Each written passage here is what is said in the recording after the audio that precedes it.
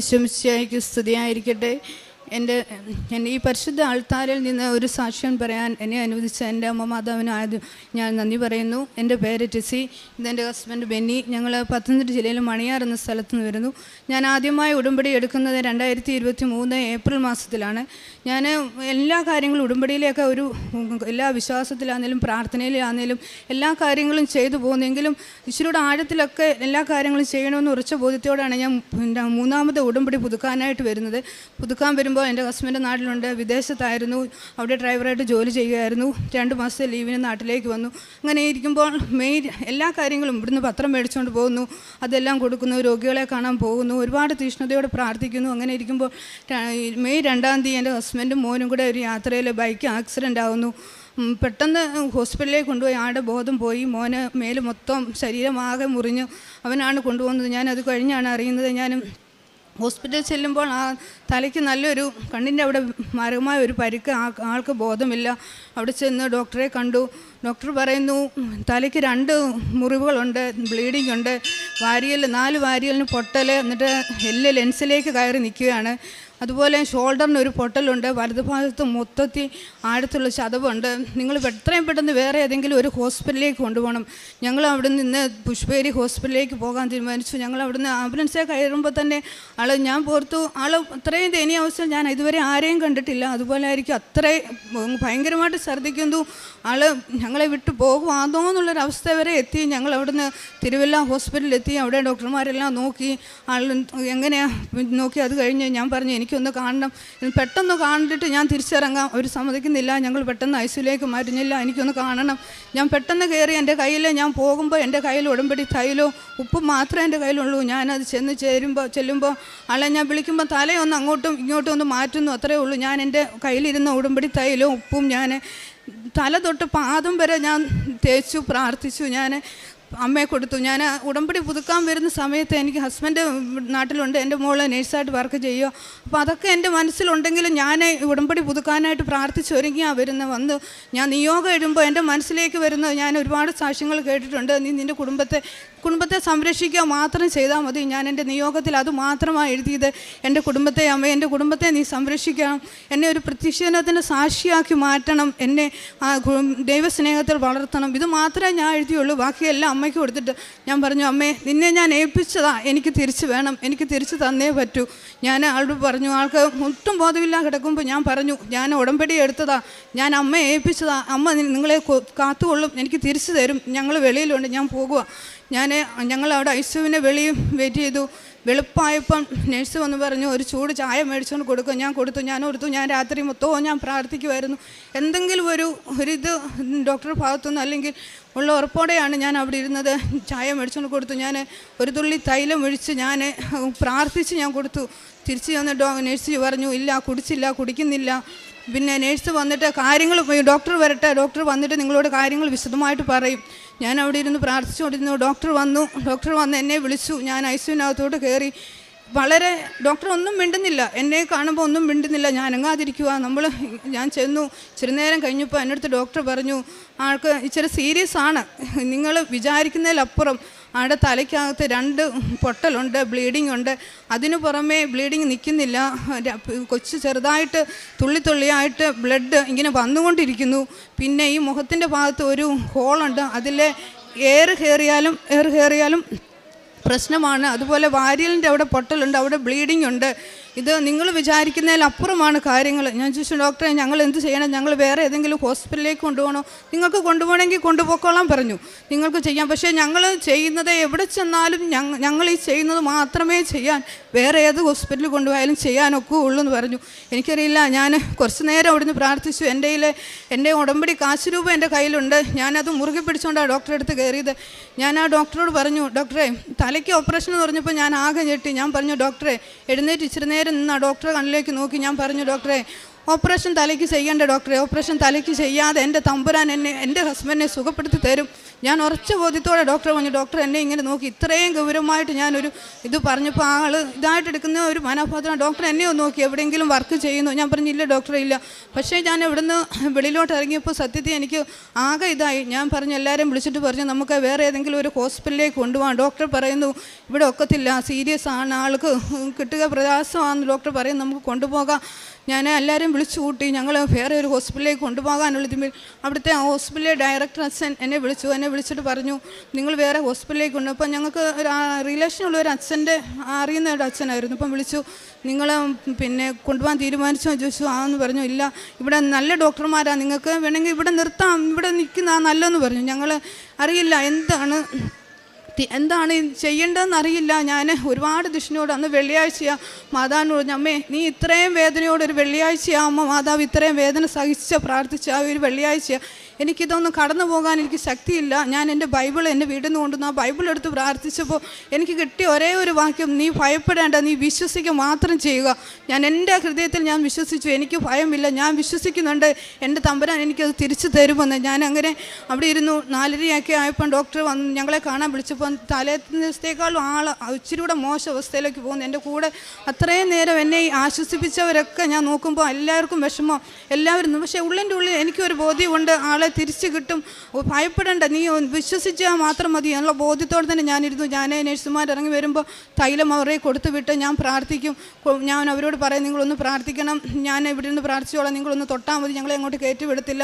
കാശ് രൂപം ഞാൻ കൊടുത്തു വിട്ട് താഴെ തലയ്ക്ക് തന്നെ വെച്ചിട്ടുണ്ട്. ഞാനിരുന്ന് പ്രാർത്ഥിക്കും. ഞാൻ എപ്പോഴും പ്രദക്ഷിണ പ്രാർത്ഥന ചൊല്ലുമ്പോൾ എൻ്റെ നെറ്റിൽ തന്നെ ഞാൻ തൈലം തൊട്ട് ഞാനത് പ്രാർത്ഥിച്ചുകൊണ്ടേ ഇരുന്നു. അങ്ങനെ വൈകിട്ടും ഡോക്ടർമാർ പറയുന്നു പ്രതീക്ഷ വേണ്ട. അങ്ങനെ ഇരുന്ന് ഞങ്ങൾ ശനിയാഴ്ച രാവിലെ എൻ്റെ മോളും ഉടമ്പടി എടുത്തതാണ്. ഞങ്ങൾ ഇങ്ങനെ കുർബാന കഴിഞ്ഞു, രാവിലെ അവിടെ ഒരു കുർബാന ഉണ്ട്, ആ കുർബാനയ്ക്ക് പോയി. ഞാൻ അമ്മയോട് പറഞ്ഞു, ഈശോയോട് ഞാൻ പറഞ്ഞു, എനിക്ക് ഒന്നും ചെയ്യാൻ കഴിയില്ല, കുർബാനയിലേക്കെല്ലാം സമർപ്പിച്ചു, നിൻ്റെ ഹിതം എന്തോ അതുപോലെ നടക്കട്ടെ എന്ന് ഞാൻ പ്രാർത്ഥിച്ചു. ഞാൻ തിരിച്ചു വന്നു. ഞാൻ കയറി വന്നപ്പം നേഴ്സിനെ വിളിച്ചു, എന്താണെന്നറിയാൻ വിളിച്ചപ്പോൾ ആ നേഴ്സ് പറഞ്ഞു, ചേച്ചി പിന്നെ കണ്ണ് എല്ലാം മൂക്കി കിടന്ന ട്യൂബ് ആൾ വലിച്ചു ഊരപ്പോൾ ഞാൻ പെട്ടെന്ന് ഓർത്തത് എന്തുകൊണ്ടാണ്. അന്ന് മോള് പറഞ്ഞു, അമ്മേ പപ്പായ്ക്ക് ബോധം വീണിട്ടുണ്ട്, അതുകൊണ്ട് ആ അപ്പ അങ്ങ് ചെയ്യുന്നേ. കുറേ നേരം കഴിഞ്ഞപ്പം പറഞ്ഞു കണ്ണ് തുറക്കുന്നുണ്ട്, ആൾ കൈയും കാലും അനക്കുന്നു. ഡോക്ടർമാർ ഓപ്പറേഷൻ വേണമെന്ന് പിന്നെയും പറഞ്ഞുകൊണ്ടിരിക്കുന്നു. ആൾ വർത്തമാനം പറയുന്നില്ല. ഇങ്ങനെ അങ്ങോട്ടും ഇങ്ങോട്ടും പോകുമ്പോഴെല്ലാം ഡോക്ടർ പറയുക, നിങ്ങളുടെ ഓപ്പറേഷനുള്ള കാര്യങ്ങളെല്ലാം ചെയ്തു വെച്ചോണം, നമുക്ക് ഓപ്പറേഷൻ വേണം. ഉള്ളിൽ എൻ്റെ മനസ്സിൽ പറയുന്നുണ്ടില്ല, ഓപ്പറേഷൻ ചെയ്യേണ്ട, ഓപ്പറേഷൻ ചെയ്യാതെ തന്നെ ഇത് പൂർണ്ണമായിട്ട് സുഖപ്പെടും. അങ്ങനെ പിറ്റേ ദിവസം ഞായറാഴ്ചയായപ്പോൾ രാവിലെ അദ്ദേഹം പിന്നെ ഐസിയുവിൻ്റെ അകത്തൂടെ എഴുന്നേറ്റ് നടത്തുന്നു. നഴ്സുമാരെ എഴുന്നേറ്റ് നടത്തുന്നതാണ് ഞങ്ങൾ കാണുന്നത്. അത് കഴിഞ്ഞ് ഞാൻ ഇവിടെ വരണം, അച്ഛനെ ഒന്ന് കാണണം, ഓപ്പറേഷൻ്റെ കാര്യം ഒന്ന് പറയണം എന്നൊരു തിങ്കളാഴ്ച രാവിലെ ഞാൻ അവിടുന്ന് ഇങ്ങോട്ട് പോന്നു. ഇവിടെ വന്നു പ്രാർത്ഥിച്ചു കഴിഞ്ഞപ്പോൾ 7:30 ആയപ്പോഴും ഇവിടെ വന്നു പ്രാർത്ഥിച്ചു. ഞാൻ തിരിച്ചിറങ്ങി ഒരു വെള്ളം കുടിക്കാൻ വെളിയിലേക്ക് ഇറങ്ങിയപ്പോഴാണ് എൻ്റെ മകൾ വിളിച്ചു പറയുന്നു, അമ്മേ ഡോക്ടർ പറഞ്ഞു പപ്പായ്ക്ക് ഓപ്പറേഷൻ വേണ്ട, പപ്പായ ഐസിയുവിന് ഇറക്കാൻ പോവാണെന്ന്. അങ്ങനെ ഞങ്ങൾ അന്ന് ചൊവ്വാഴ്ച ഞങ്ങളെ ആൾ വെളിയിലേക്ക് ഇറക്കി റൂമിലേക്ക് മാറ്റി. അത് കഴിഞ്ഞിട്ട് ചൊവ്വാഴ്ചയൊക്കെ അടുത്ത ശനിയാഴ്ച ആയപ്പോഴത്തേക്കിന് ആൾ നല്ലതായിട്ട് ചെയ്തു. അപ്പം ഡോക്ടർ പറഞ്ഞു ഇനി നിങ്ങൾക്ക് വീട്ടിലേക്ക് കൊണ്ടുപോകാം. ഞാൻ ചോദിച്ചു, ഡോക്ടറെ ഇത്രയും പെട്ടെന്ന് എല്ലാവരും പറഞ്ഞു ഇത്രയും പെട്ടെന്ന് എല്ലാ കാര്യങ്ങളും ഇത്രയും അവിടെ നിന്നവർക്കെല്ലാം അതിശയം. ഞങ്ങളൊക്കെ ഐസിയു വന്ന് ഇത്രയും ദിവസം ഇവിടെ കിടക്കുന്നു, ഈ ആൾ ഇത്രയും ഇതായിട്ട് വന്നിട്ട് പെട്ടെന്ന് സുഖം പെടുന്നല്ലോ. ഞാൻ ഈ ഡോക്ടറോട് ചോദിച്ചു, ഡോക്ടറെ ഞങ്ങൾക്ക് വീട്ടിലേക്ക് പോകാമോ? ഡോക്ടർ പറഞ്ഞു, നീ എന്തിനാ പേടിക്കുന്നത് എന്തിനാ? നിനക്ക് ഇവനെ ജീവനോടെ നിനക്ക് തിരിച്ചു, നീ ഏത് ദൈവത്തെയാണ് വിളിക്കുന്നത്? നീ അമ്പലത്തിലാണോ പള്ളിയിലാണോ പോകുന്നത് എനിക്കറിയില്ല, പക്ഷെ നീ വിളിച്ച ദൈവം, നീ എവിടെയാണോ നേർന്നത് നീ അത് പോയി സാധിച്ചോണം എത്രയും പെട്ടെന്ന്. അത്രയ്ക്ക് ഇതിനും കൊണ്ടാണ് നിനക്ക് ഭാഗ്യം കൊണ്ടാണ് നിനക്ക് തിരിച്ചു കിട്ടിയത്. തലച്ചോറ് 2 സൈഡിലും അമങ്ങിപ്പോയി. ഇത്രയും പെട്ടെന്ന് ഞങ്ങൾ ഒരിക്കലും വിചാരിച്ചില്ല ആൾ ഇത്രയും ഇതായിട്ട് പെട്ടെന്ന് കാര്യങ്ങൾ നടക്കുമെന്ന്. അങ്ങനെ പെട്ടെന്ന് എനിക്ക് സുഖം പ്രാപിച്ചു. ഞങ്ങളെ വീട്ടിലേക്ക് പോന്നു. ആക്കപ്പോഴും ഷോൾഡറിന് നല്ല വേദനയുണ്ട്. ഞങ്ങൾ ഒരാഴ്ച കഴിഞ്ഞ് ഓർത്തോയെ കാണാൻ വരണമെന്ന് പറഞ്ഞു. ഞങ്ങൾ വന്നു. ഓർത്തോയെ കണ്ടപ്പം ഷോൾഡറിൻ്റെ ഇച്ചിരി കൂടെ പിന്നെ ഇതുണ്ട്. അപ്പം എക്സ്റേ എടുത്ത് നോക്കിയപ്പോൾ അതിന് പൊട്ടൽ ഇച്ചിരി കൂടുതലുണ്ട്. അപ്പം ഓപ്പറേഷൻ വേണമെന്ന് അന്ന് തന്നെ പറഞ്ഞു. നിങ്ങൾ ന്യൂറോയെ കണ്ട് ഡോക്ടറുടെ ഭാഗത്തുനിന്ന് സമ്മതമെങ്കിൽ നമുക്കിത് എത്രയും പെട്ടെന്ന് ചെയ്യണം, ചെയ്യണം. ഞാൻ വളരെ വിഷമിച്ചു. പിന്നെ ഒരു ഓപ്പറേഷനാണോ? അപ്പോൾ ഡോക്ടർ പറഞ്ഞു, നീ പേടിക്കേണ്ട കാര്യമൊന്നുമില്ല, ചെറിയൊരു ഓപ്പറേഷനേ ഉള്ളൂ, അത് ചെയ്തോളാൻ. അങ്ങനെ ഓപ്പറേഷന് മെയ് 24 ഓപ്പറേഷൻ ചെയ്തു. ഒരു കുഴപ്പമില്ലാതെ അമ്മയുടെ കൈകളിൽ എന്ന പോലെ കാത്തു അമ്മ തിരിച്ചു തന്നു. ഒരാപത്തും ഇല്ല, ഒരു ഇല്ലാതെ. നീ നിൻ്റെ സഹനത്തിൽ, ഞങ്ങളുടെ സഹനത്തിൽ, ഇത്രയും സഹനത്തിൽ ഞങ്ങളെ ചേർത്ത് പിടിച്ച ഒരു തമ്പുരാൻ, ഒരു ജോലി കിട്ടുന്ന, ഒരു പരീക്ഷ ജയിക്കുന്നതിനപ്പുറം ഒരു സഹനത്തിൽ ചേർത്ത് പിടിക്കുന്ന ഒരു തമ്പുരാൻ്റെ കരം. ഒരു അമ്മയുണ്ട്, നിനക്ക് പ്രാർത്ഥിക്കാൻ ഒരു അമ്മയുണ്ട്, നിനക്കൊരു മകനുണ്ട്, പിന്നെ നീ പേടിക്കണ്ട എന്നുള്ള ഒരു വിശ്വാസം. ഇത്രയും നാളും ഞങ്ങൾ തിരിഞ്ഞു നോക്കുമ്പോൾ എന്തിനാണ് ഇത്രയും വലിയൊരു സഹനം ഞങ്ങളുടെ ജീവിതത്തിലേക്ക് തന്നതെന്ന് ചിന്തിക്കുന്നതിനപ്പുറം ആ സഹനത്തെ ഒന്ന് ചേർത്ത് പിടിക്കാൻ ഞങ്ങൾക്ക് കഴിഞ്ഞു. ഞങ്ങളുടെ കുടുംബത്തിലെ ദൈവസ്നേഹത്തിൽ ആഴപ്പെടാൻ ഒരു ശക്തി തന്നു. ഇത്രയും നാളും ഞങ്ങളെ കാത്തു പരിപാലിച്ച് ഞങ്ങൾക്ക് ഇത്രയും വലിയൊരു അനുഗ്രഹം തന്ന അമ്മ മാതാവിന് ഈശോയ്ക്ക് 1000 നന്ദി. സങ്കീർത്തനം 23 1, 4 തിരുവചനങ്ങൾ. കർത്താവാണ് എൻ്റെ ഇടയൻ, എനിക്കൊന്നിനും കുറവുണ്ടാവുകയില്ല. മരണത്തിൻ്റെ നിഴൽ വീണ താഴ്വരയിലൂടെയാണ് ഞാൻ നടക്കുന്നതെങ്കിലും അവിടുന്ന് കൂടെയുള്ളതിനാൽ ഞാൻ ഭയപ്പെടുകയില്ല. അങ്ങയുടെ ഊന്നുപടിയും ദണ്ഡും എനിക്ക് ഉറപ്പേകുന്നു. ടെസ്സി എന്ന് പറയുന്ന ഈ സഹോദരി ജീവിത പങ്കാളിക്കുണ്ടായ വലിയൊരു അപകടവും മരണത്തിൻ്റെ വക്കുവരെയെത്തിയ അതിൻ്റെ ക്ലേശാവസ്ഥകളും അവിടെ നിന്നും പരിശുദ്ധമ്മയുടെ ഉടമ്പടി പ്രാർത്ഥനയും നേർച്ചവസ്തുക്കളുടെ ഉപയോഗത്തിലൂടെയും വളരെ വേഗം പൂർണ്ണ സൗഖ്യത്തിലേക്കും ആരോഗ്യത്തിലേക്കും തിരികെ വന്നതിനെ ദൈവനാമത്തെ മഹത്വപ്പെടുത്തി സാക്ഷ്യപ്പെടുത്തുകയാണ്. മനുഷ്യന് അസാധ്യമെന്ന് കരുതുന്നത്, ശാസ്ത്രത്തിന് കൈവിട്ടുപോയി എന്ന് തോന്നുന്നത്, ഏറെ വർഷങ്ങളെടുക്കും ആരോഗ്യത്തോടെ തിരികെ വരുവാൻ എന്നെല്ലാവരും വിചാരിക്കുന്നത്, പരിശുദ്ധ അമ്മ മാതാവും തിരുക്കുമാരനും വളരെ വേഗം നിസ്സാര ദിവസങ്ങൾക്കുള്ളിൽ സൗഖ്യപ്പെടുത്തി ജീവിതം സാധാരണ നിലയിൽ തിരികെ കൊടുത്തതിനെയാണ് ഈ കുടുംബം സാക്ഷ്യപ്പെടുത്തുന്നത്. നമ്മൾ അമ്മ മാതാവിൻ്റെ അരികിൽ ഉടമ്പടി എടുത്ത് പ്രാർത്ഥിക്കുമ്പോൾ എത്രത്തോളം സമർപ്പിക്കുന്നൊരു മനസ്സ് അമ്മ മാതാവിന് നമുക്ക് കൊടുക്കുവാൻ സാധിക്കുമോ എന്നുള്ളതാണ് ഗൗരവമുള്ള വിഷയം. നമ്മുടെ ജീവിതത്തിൻ്റെ പ്രശ്നങ്ങൾ പല വിധത്തിലായിരിക്കാം. ഒരുപക്ഷെ എഴുതിയിടുന്ന നിയോഗങ്ങളായിരിക്കില്ല നാം ജീവിതത്തിൽ ഉടമ്പടിയിൽ മുന്നോട്ട് പോകുമ്പോൾ നേരിടുന്ന പ്രശ്നങ്ങൾ. ആ നേരിടുന്ന പ്രശ്നങ്ങളുടെ മേഖലകളിലും അമ്മയുടെ വലിയ സംരക്ഷണത്തിൻ്റെ കരം മുഴുവൻ നേരവും നമുക്ക് ആശ്രയമായി തീരുന്നു. അത്ഭുതകരമായി നമുക്ക് സൗഖ്യത്തിലേക്ക് നയിക്കുന്നു. അതാണ് പരിശുദ്ധമ്മയുടെ പ്രത്യക്ഷീകരണത്തിൻ്റെ പ്രത്യേകതയും. എല്ലാ ദേവാലയങ്ങളിലും അമ്മ മാതാവിൻ്റെ തിരുസ്വരൂപങ്ങളുണ്ട്. എല്ലായിടത്തും അമ്മ മാതാവിൻ്റെ ദേവാലയങ്ങളുമുണ്ട്.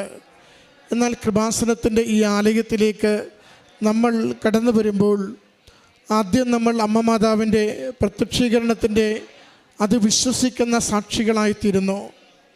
അങ്ങനെ അമ്മ മാതാവ് ജീവനോടുകൂടി ഇവിടെ പ്രത്യക്ഷപ്പെട്ടുവെങ്കിൽ ആ ജീവൻ്റെ കൃപ എന്നും നിലനിർത്തുവാൻ അമ്മയ്ക്ക് കൃപയുള്ളതുകൊണ്ട്, ശക്തിയുള്ളതുകൊണ്ട് അമ്മയിൽ ശരണപ്പെട്ട് എത്ര ദൂരെ നിന്നും ആശ്രയം തേടി ഇവിടെ എത്തുന്ന ഓരോരുത്തരെയും തിരുക്കുമാരന് കൊടുത്ത് അമ്മ അനുഗ്രഹിച്ചു കൊണ്ടിരിക്കുന്നു. ഓരോ ദിനവും നമ്മൾ കേൾക്കുന്ന സാക്ഷ്യത്തിൻ്റെ കണ്ടന്റ് അത് തന്നെയാണ്. ദേശങ്ങൾക്ക് വ്യത്യാസമില്ലാതെ ഏത് ദേശത്തു നിന്നും, എത്ര ദൂരെ നിന്നും, ഏത് മതത്തിൽ നിന്നും കൃപാസനം അമ്മയുടെ അരികിലേക്കെത്തി ആഗ്രഹത്തോടെ നിയോഗം സമർപ്പിച്ച് പ്രാർത്ഥിക്കുമ്പോൾ അതവർക്ക് അനുഗ്രഹത്തിനും രക്ഷയ്ക്കും സൗഖ്യത്തിനും കാരണമായിത്തീരുന്നു. ഈ കുടുംബത്തിൽ ലഭിച്ച ഈ അനുഗ്രഹത്തെ ദൈവനാമത്തെ മഹത്വപ്പെടുത്തി അമ്മ മാതാവിനും തിരുക്കുമാരനും സമർപ്പിക്കുന്നതോടൊപ്പം നമ്മുടെ വിശ്വാസം ആഴപ്പെടുത്തണമേ എന്ന്, കൂടുതൽ സമർപ്പിക്കുന്ന ഒരു മനസ്സോടുകൂടി ഉടമ്പടി ജീവിക്കുവാൻ നമ്മളെ സഹായിക്കണമേ എന്ന് പ്രാർത്ഥിച്ചുകൊണ്ട് കരഘോഷത്തോടുകൂടി ഈ സാക്ഷ്യം സമർപ്പിക്കാം. അത്യപൂർവ ദൈവാനുഭവങ്ങൾ ഇനി നിങ്ങൾക്കും സ്വന്തം. ഈ യൂട്യൂബ് ചാനൽ ഇതുവരെ സബ്സ്ക്രൈബ് ചെയ്തിട്ടില്ലെങ്കിൽ ഇപ്പോൾ തന്നെ സബ്സ്ക്രൈബ് ചെയ്യുക. ഈ വീഡിയോ ഇപ്പോൾ തന്നെ നിങ്ങളുടെ സുഹൃത്തുക്കൾക്ക് ഷെയർ ചെയ്തുകൊണ്ട് കർത്താവിൻ്റെ പ്രേക്ഷിതരാകുക.